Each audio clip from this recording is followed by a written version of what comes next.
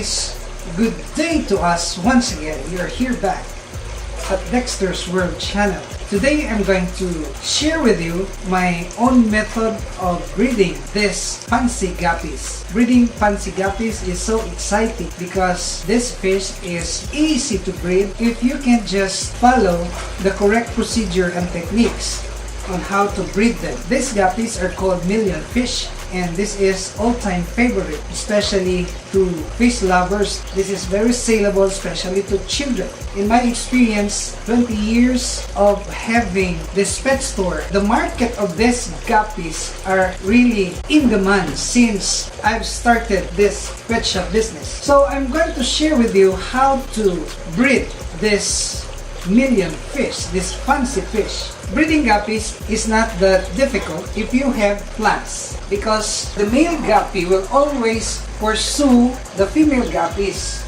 to breed. So if the female will be always exposed to the male, chances are the female will become exhausted. So the purpose of these plants is for the female to hide whenever the male is no longer wanted. The female will really have good time for rest. So if you have plants, the female will just hide over here from the male. Okay, and the reason for this space provided in the middle is for them to eat and breed, because they cannot breed under the roots of these plants. So they need a vacant space for them to breed. Another tip that we gotta give you is that these guppies need much protein food. So we are giving this mosquito larva, and we are actually developing a method on how to effectively breed mosquitoes, or how to produce mosquito larvas, and that will be our topic for our future videos.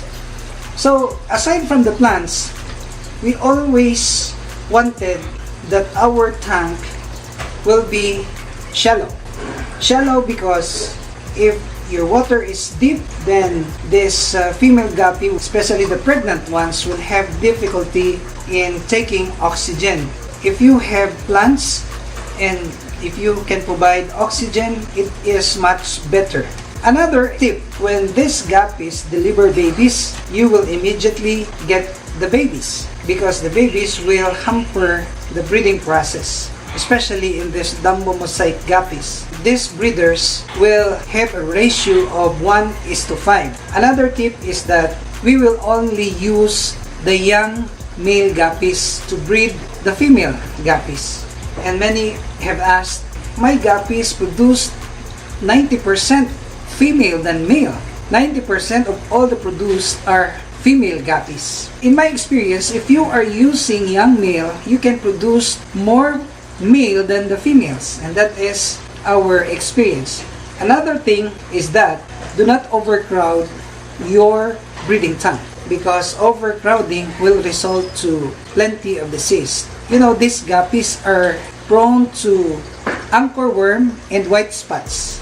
That is why you are going to place these guppies in the container which can have an access to sunlight, because if we don't have sunlight, these guppies will not really propagate faster than in a tank where they can receive sunlight any time of the day. We can have a glance of these guppies. They are actually just 5 months old, and they are producing a lot of babies already. When you look at them,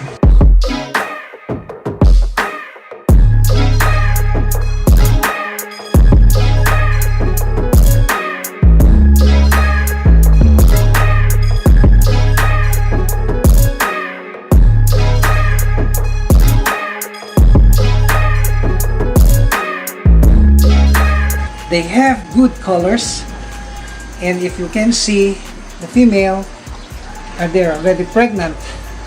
And from every now and then, we are upgrading the strain of our guppies. We will look for another breed, meaning another source of breeding, because too much inbreeding will result also in the deformities of the babies. So that is why from time to time we introduce another male guppies from another source, the same breed, bamboo mosaic guppy, for us to prevent too much inbreeding.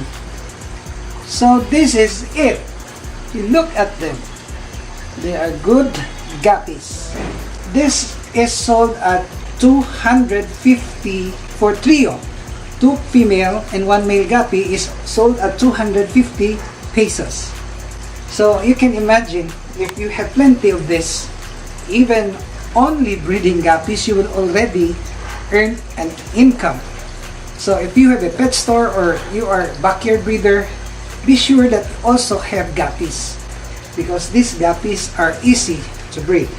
Only if we will know the correct procedure on how to do these things. Because many have tried, they have failed. Because number one is that they are not exposed to sunlight, they don't have live plants, and the feeding is not good. Meaning, they don't feed live food or they only feed pellets. Well, it will also work for the guppies, but if you're breeding, you cannot have a massive produce of guppies by just giving, pellet. You have to give mosquito larva or dapnia.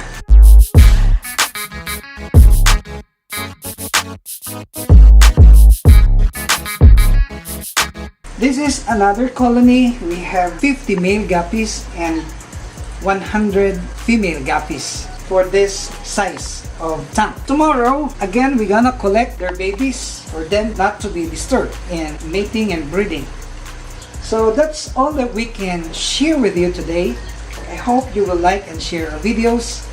And please don't forget to subscribe if you haven't yet subscribed, only here at Dexter's World.